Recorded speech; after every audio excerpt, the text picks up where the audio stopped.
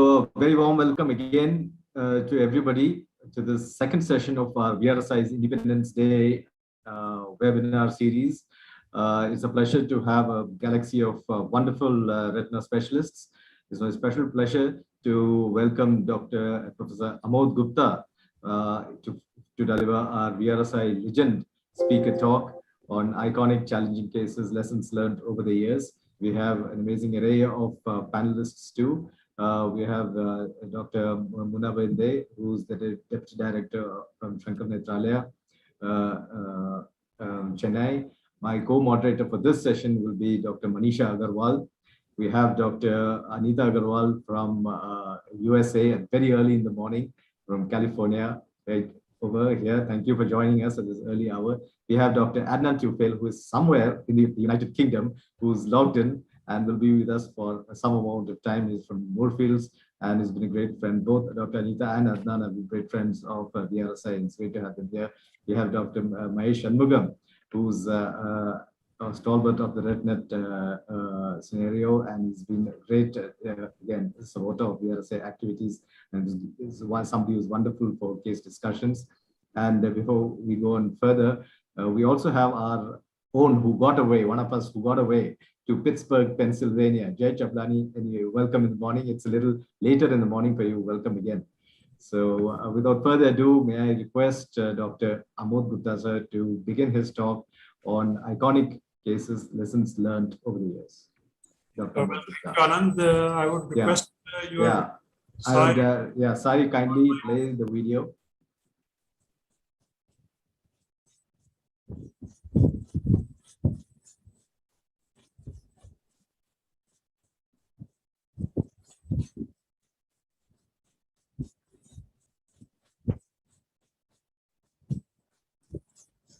But it's not audible. Diabetic macular edema has always been those cases who have had massive heart exudates in the macula, along with macular edema. When you treat them with laser photocoagulation or with anti-VEGF or the DEXA implants, there's a subfoveal migration of these heart exudates, and that leads to subfoveal fibrosis and irreversible visual damage. More than 20 years ago, this patient came to us, was dyslipidemic, had diabetes for almost 14 years, massive deposition of heart exudates in the macula, and a baseline visual acuity of just counting finger vision. Around that time, statins were not indicated for patients with diabetes. They were still undergoing trials. But we put this patient on atorvastatin, and you can see within 6 weeks, the heart exudates started melting away. We did the focal laser photocoagulation at this point of time, and we see within 18 weeks, most of the heart exudates have resolved. And by 18 months, he had recovered 6/12 vision. Now we know that statins have pleiotropic effects and possess anti-thrombotic, anti-inflammatory, antioxidative effects. Patients on simvastatin have been found to have lower intravitreal levels of VEGF, fibroblastic growth factor, as well as angiopoietin-2. It's also been known that statins lower the VEGF levels not only in the coronary artery plaques, but in the retina as well. We published the results of our control trial, one of the first such trial ever carried out, and we got published in AGO for 2004. In its category, it's one of the highly cited, most cited paper. And I'd like to show you this patient in color pictures. And this is where before at presentation with 660 visual acuity, dyslipidemia, and after statin use, the heart exudates are melting away. We do a laser photocoagulation, and you find sequential. Within 8 months, the visual acuity has improved from 660 to 6.9. The heart exudates and macular edema have gone away. So the lesson we learned that all patients with diabetes, especially those with diabetic retinopathy and diabetic macular edema, must receive the statins rather than, some of the retinal surgeons have been trying these years to do subretinal surgery to wash away or remove these heart exudates.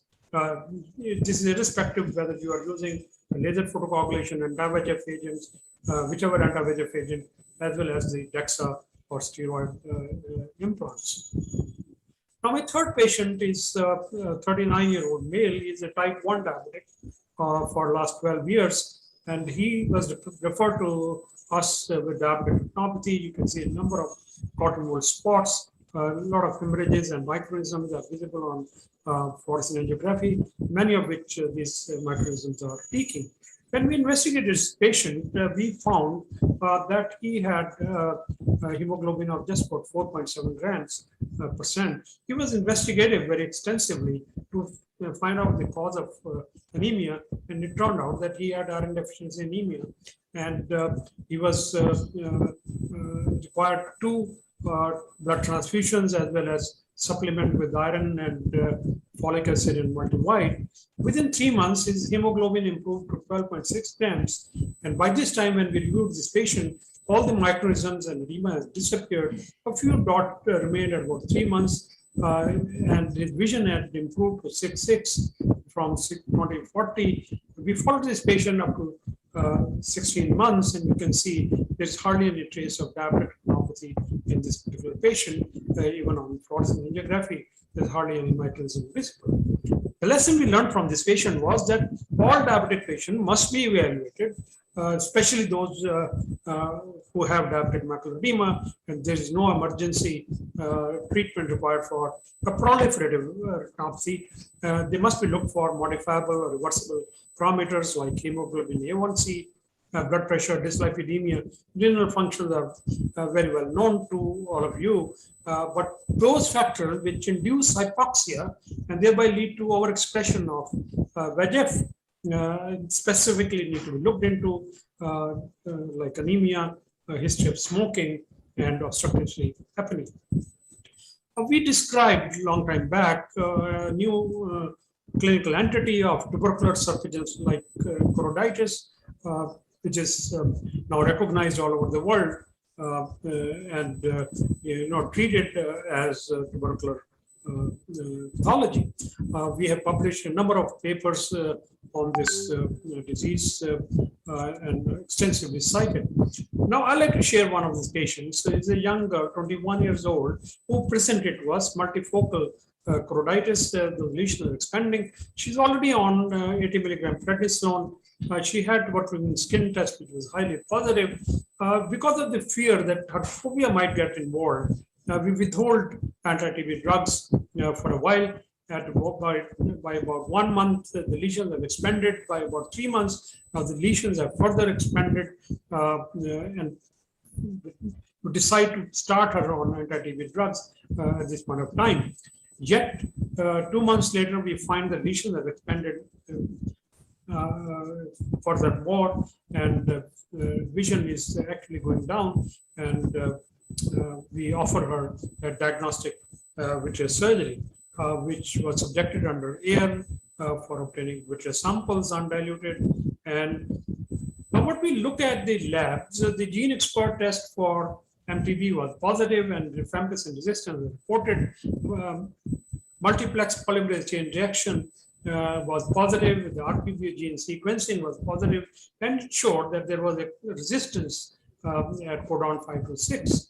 The line probe assay also showed the presence of. So 3 tests showed that this eye harbored MTB genome, which was multi-drug resistant. So she was duly put on a treatment for a drug-resistant TB. This is what to show you the gene sequencing, and you can see here CAC to TAC is a mutation, point mutation, which is a very common site for drug resistance in MTB. Now, following surgery and the use of MDR treatment, you can see the resolution of all these choroiditis lesions. The visual acuity improved. We followed this patient for about 2 years, and she had no recurrence, and the vision remained 6.6. We realized from this patient, and subsequently we published a number of papers on drug-resistant MTB genome presence in patients of tubercular uveitis, and in about 5% of these patients, we might have a drug-resistant MDR genome that we need to keep in mind in patients, specifically who do not respond to conventional 4-drug anti-TB therapy. My fifth patient is a 35-year-old, again patient of serpiginous-like choroiditis, and he had been treated very extensively in the past in several institutes of the country. He had come from Madhya Pradesh, and he was in a depressed state of mind. He had received prednisone beginning at 80 milligram. He had received methyl prednisone. He was already receiving methotrexate, and his visual acuity was going down progressively. He had significant inflammation in the vitreous cavity. Now, when we did the fluorescein angiogram, you can see the extensive choroiditis patches which are expanding and causing loss of vision. And now you realize why this patient was in a depressed state of mind. We asked him that we like to do, from our previous experience, we like to do diagnostic vitreous surgery, to which he agreed. And again, under air, we did obtained the vitreous samples. The PCR of viruses were negative. The gene expert for TB was negative, but multiplex PCR for MTB was positive, but it showed the presence of rifampicin sensitive MTB genome in the vitreous cavity of this patient. But subsequent to the vitreous surgery, we found that within 3-4 days, his visual acuity improved from 360 to 636, and within a month, it had improved to 618, and the lesions had practically resolved. You can see these are very active choroidal lesions at the edge of the scar. These had healed even before we could institute a 4-drug anti-TB drugs. Of course, we put him on anti-TB drugs, and you can see the follow-up at about 4 months. He had recovered 6/6 vision. The patient was very happy at this point of time. And we followed this patient for about a year, and he remained recurrence-free. We subsequently published a large series of patients, and we looked at the response of microincisional vitreous surgery in these patients, and we found that the need for corticosteroids substantially decreased. And in fact, in almost half the eyes, we could stop the use of corticosteroids.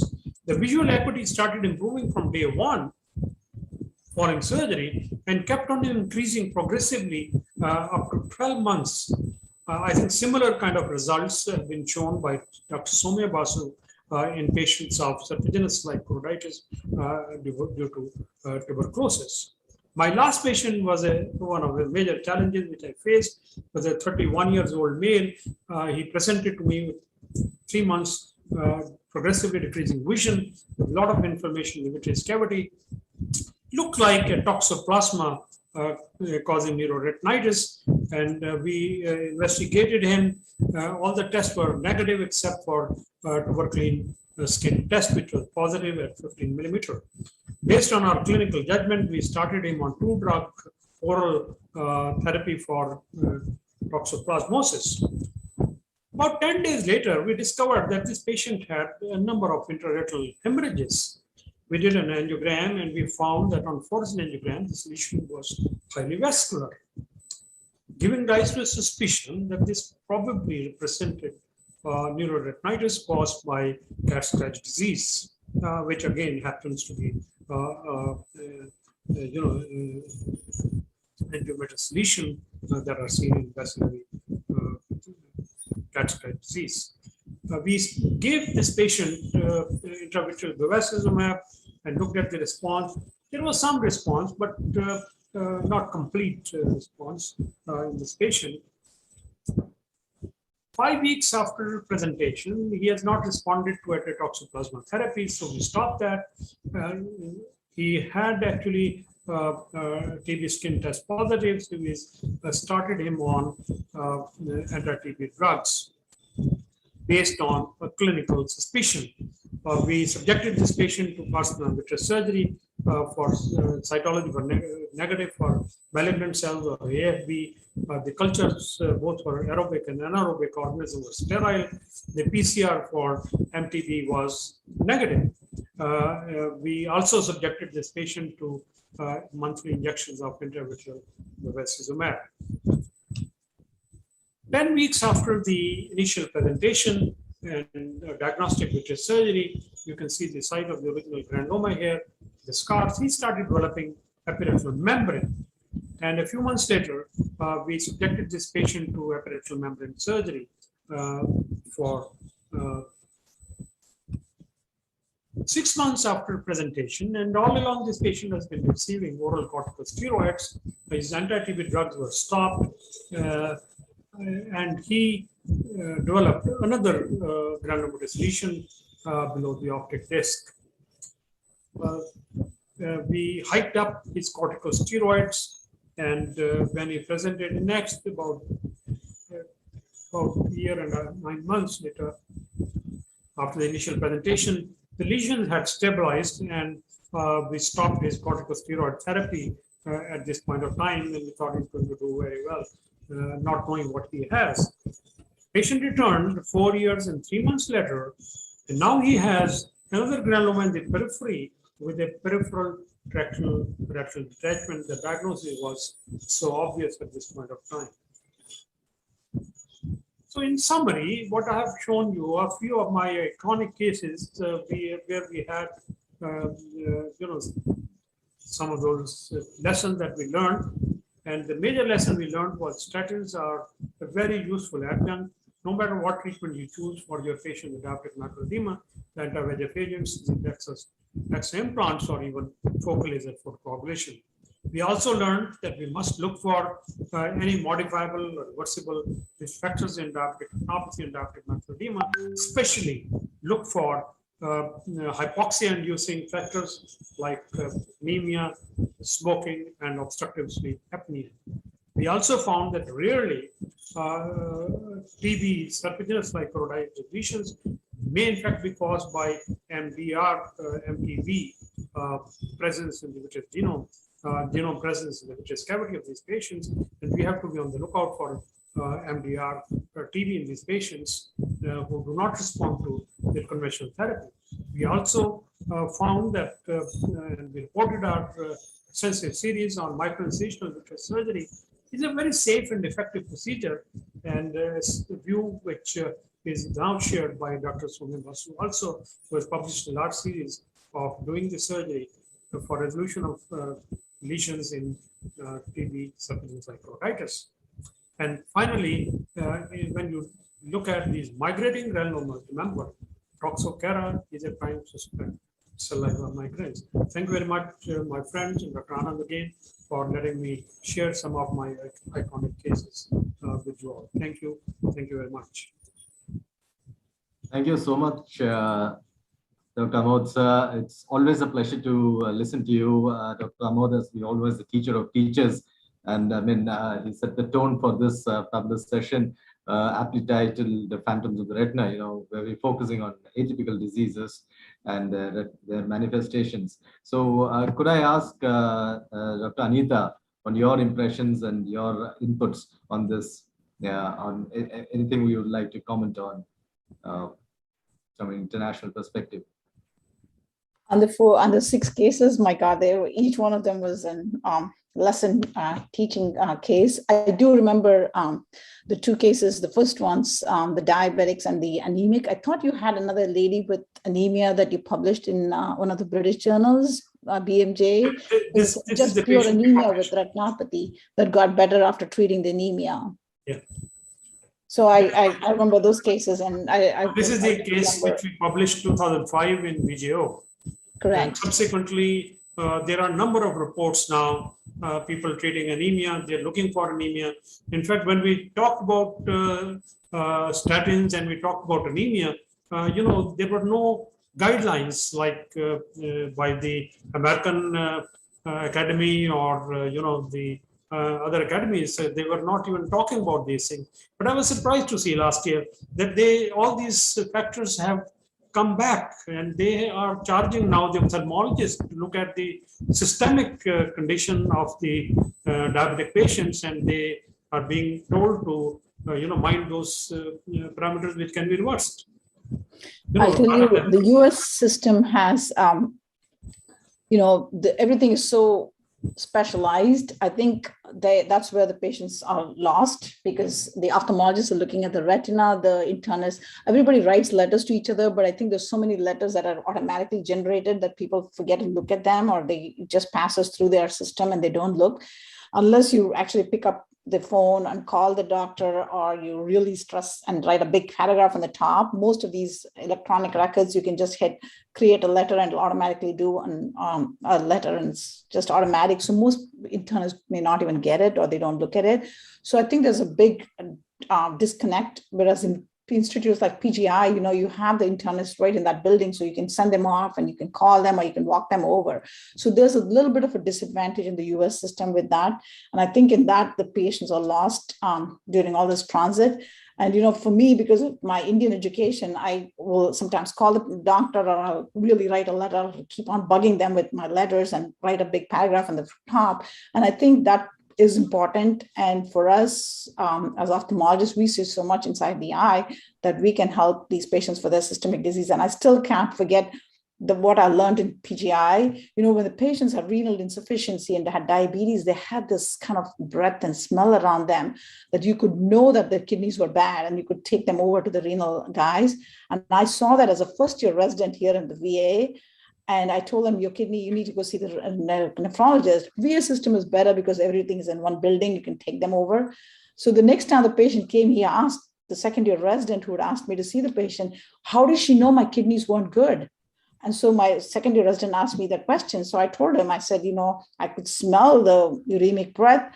And then the patient was upset because I said I could smell it. Of course, I was an Indian girl at that time. I'd just come from India, and I didn't realize all the social things about how I said it. And I just said, because I could kind of smell the uremic smell. Anyway, so I think a lot of times we are at an advantage sometimes of being able to diagnose certain things that the other people might have missed. And I know the US system, they do labs and everything, but somehow, somewhere in the midst of that, it's lost. And I think all of us have to be careful and sort of be on the vigil for looking for these unusual features that will help us. So can I draw in Dr. Adnan on your perspective of how tuberculosis is presenting, and are you seeing in this day and age atypical presentations in the eye? Are we not hearing you, Adnan? Can you hear me now? Yeah, perfect. Yeah. So I'm, as you can see, I'm properly dressed for this meeting. Oh, perfect. Amazing. So but the standards are not quite so high from others. But anyway, so just to say, so we see quite a lot of diverse manifestations of TB. There's a very large Indian community in Northwest London, where I do a day a week at Northwick Park, which is a very large Gujarati community. We also have a large African community, and there is HIV. So we do see a very diverse manifestation of TB, not as much as you guys, and we do still get caught out by it. So it is still a mimicker, and we still pretty much test everyone as a differential now in London for TB. Just to go back to the wonderful case on statins, which was still really the RCT from, I think that you did, is still really the definitive paper in this area. I think how statins work is still unclear. A colleague of mine, Arun Hingarani, who I work closely with, who's a cardiovascular physician, did a Mendelian randomization study because people thought statins could work as an anti-inflammatory mechanism in heart disease, and it doesn't. So it doesn't work through a CRP mechanism. So it's not really an anti-inflammatory. So we don't fully understand why it's so effective over and above its lipid-lowering effect. We have been fortunate, we've come full circle. When I first started at Moorfields, my mentor, Peter Hamilton, had a brilliant diabetic physician in the clinic in the eye hospital next to him. That went away, and we got rid of that. And in the last 4 years, we brought back in a diabetic nurse specialist who sits in our clinic and actually can do HbA1cs on the spot and do look up their labs. We now have integrated labs with the primary care physician, and actually manage and alter their treatment within the clinic. And often when the patient's diagnosed and they see the patients see their own eye with lipid about to dump on their fovea, they're far more motivated than otherwise. So we've almost come full circle now. We reintegrated a diabetic nurse specialist into our clinics at Moorfields to really address that and to put patients on statins where appropriate. My memory from that original paper, however, was only patients with high lipids were put on statins in that RCT. Is that correct? Have I, or would you put all patients on statins with lots of lipid on the macula? What's the views of the panel? You know, the common saying is that those people who have diabetes are in a similar situation as a non-diabetic patient with one coronary artery attack or one MI. So since all patients who have MI have to have lipids, okay, all their life, so is the diabetics who even didn't have any MI as yet. But all these patients, even if their lipid profile is good and they show hard exudates in the macula, they need to be on statins, and these days, if I may say, there's interest in these hard exudates because they're seeing these on OCT, they're seeing these hyper-reflective foci or hyper-reflective dots. Okay, and they have been wondering, why is these dots, causing poor visual outcome in our patients? Okay, and now we know that these hyperreflective foci, and there are very recent papers which have come, which, and adaptive optics and other technologies they've used, they say, well, these are the same hard exudates which are moving, posteriorly, and you may find them around the fluid cavities, ring around that, and these are the ones which are phagocytosed, or they may be free lipids, or they may be present in the microglia and stuff like that. So there is I think the interest back again into these lipid particles in the retina. And people are reporting and doing now subretinal surgery. Come on, why can't you give 4 weeks or 6 weeks of statins, and we are not talking of 40 milligram or 80 milligram of statin, we are talking of 10 to 20 milligram of statins. Okay, and why subject that fellow to surgery to remove or wash off that hard exudates? Because once they move under the fovea, there's almost 50% chance that they will develop subfoveal fibrosis. And there's nothing that you can do about it. Even if you remove, like some of the surgeons are showing, removal of, choroidal vascular membranes, fibrosis, once you remove from the fovea, takes away the RPE and the photoreceptors. I mean, there's never going to have central vision again. And I've just shown you those couple of examples, in fact, from a series that we reported. And I think even now, 20 years later, almost 20 years to the work that we did, this paper remains very relevant even today. So I completely agree. It's still the most influential paper in the area, and really influences my practice. But my memory was, in your original paper, you only put patients on statins who had high lipid. Sure. That's and right. What would be wonderful if somebody repeated your original study in patients with exudate at the macula with and without high lipids, because I'm actually very persuaded by your cases. Yeah. Dr. Amod, just another question. I think in PJ now, in the last few years, vascularized tuberculomas, there's a propensity to treat with anti-VEGF along with ATT. I just wanted your comment on that, and I'd like to draw in other from the panel, Dr. Mudit, Dr. Mahesh Shanmugam.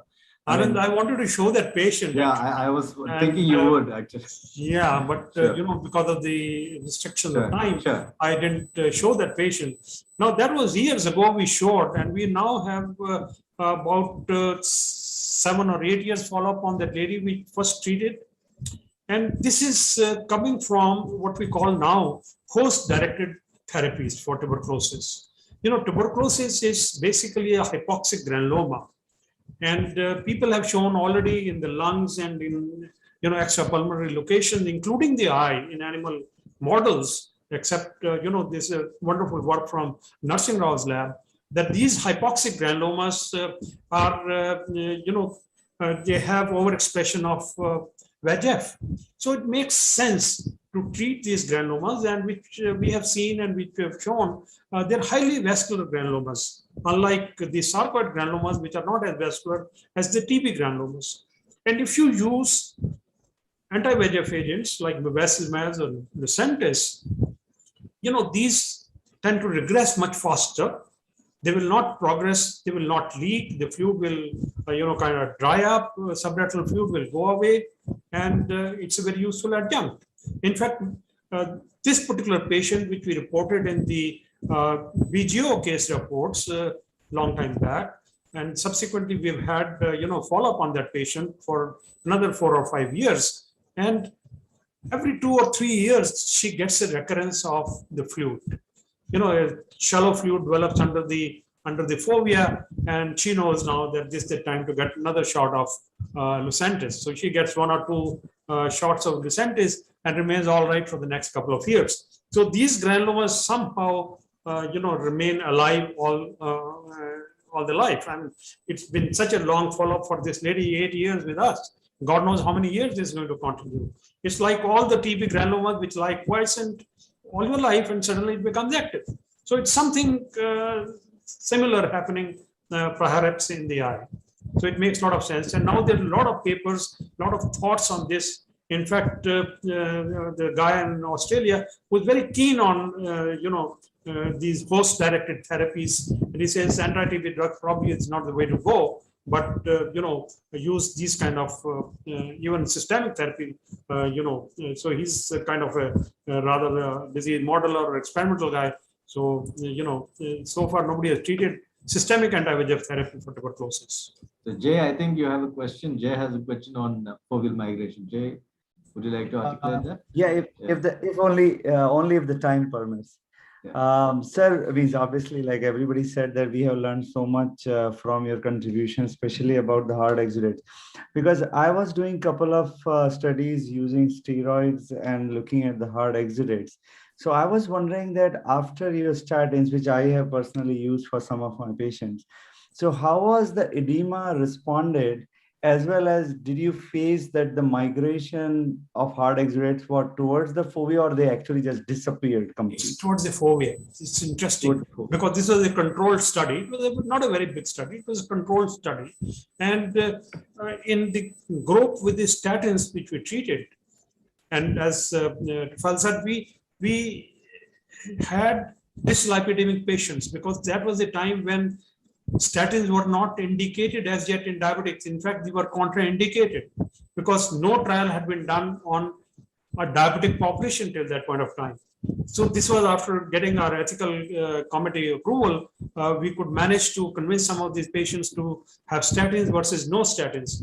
So in patients who did not receive statins, 30% of those patients had migration towards the subfoveal migration. They tend to migrate towards, because they're moving towards the outer retina all the time, and they're tending to go under the neurosensory retina. They're going to lie over the RPE. They are going to, cause proliferation of the RPE there and cause subfoveal fibrosis. That is the mechanism. Okay. Did you all move towards that? Did you see the similar foveal migration while they were undergoing resolution in the statin group as well? No, there was none. That was the most impressive part. In fact, there was no difference in the visual acuity. It was a very short-term study. It was just about 24 weeks study, 6 weeks therapy, and then we were following them up for 24 weeks. So they did get that point of time. The standard of therapy was focal laser photocoagulation. We had not even heard of anti-VEGF therapies in 2001. So I like to show all my patients before anti-VEGF era, because we could obtain similar kind of results, in that era also. And now, of course, we can obtain similar kind of results with anti-VEGF agents. But even with anti-VEGF agents, the fluid goes away very quickly, and the lipids tend to precipitate. Because these are in soluble form, they tend to precipitate. The moment their concentration increases in the extra, what we call extravascular space, so they tend to migrate towards the fovea. Eventually they'll go away. Yeah, eventually they'll go away. Thank you, sir. It has been a very, invigorating discussion.